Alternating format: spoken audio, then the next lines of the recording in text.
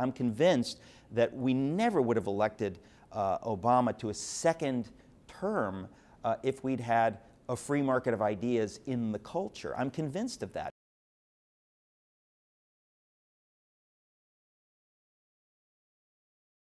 You call David Daleiden a hero for what he's done to expose Planned Parenthood's behavior with abortion. Yeah. Why do you believe that's so important?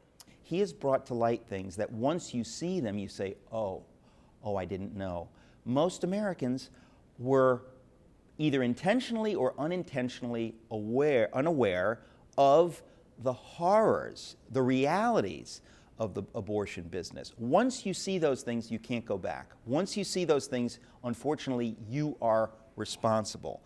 Most Germans weren't aware of what was going on in the death camps, but the point is that if you were aware, you were responsible. We in America are responsible. Not only is this happening in America, it's happening with our tax dollars. I really think that most American people are good people who, when they know what is happening, will do the right thing. And that's why what David Daleiden did, a 3-year, incredibly brave project, is going to change America. You've said that religious freedom is the core of all freedoms. Why do you believe that's the case? The only way America works is if you have people who are not only free to believe what they want to believe, which was at the heart of our founding, goes way before the founders, to Plymouth. This was why we became a nation in the first place. We wanted a place where people were utterly free to believe what they liked, where there's no state pressure to pick this church or pick that church. They had literally fled for their lives. They were being persecuted in England. We've forgotten all about this. Well, once you have an America that forgets this and that allows the government to begin to coerce people of faith, you come to the beginning of the end of America. Because not only do we need that kind of freedom, we need people of faith to be able to express their faith in a robust way. And that's something that the founders also understood, that if the churches and the synagogues and the mosques, if you don't have a robust expression of people of faith, we cannot do what it is we're called to do. America cannot exist without that. If we become totally secular, or we adopt a secular position on these big issues, we will eventually cease to be America. The founders got that. We've forgotten it. On cultural issues, you make the case that culture is upstream from politics. Yeah.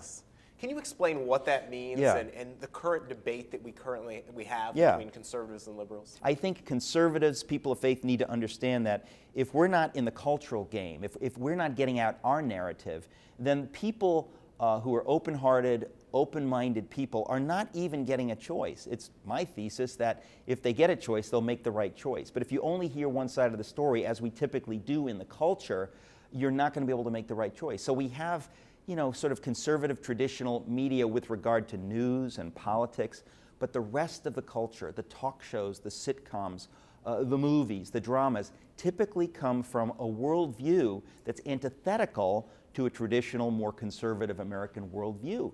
That affects how people think. It affects how people vote. I'm convinced that we never would have elected Obama to a second term if we'd had a free market of ideas in the culture. I'm convinced of that. But the culture has shifted because the media has been monolithically, exclusively secular, humanist, liberal in its point of view, and therefore most people don't even hear the other side.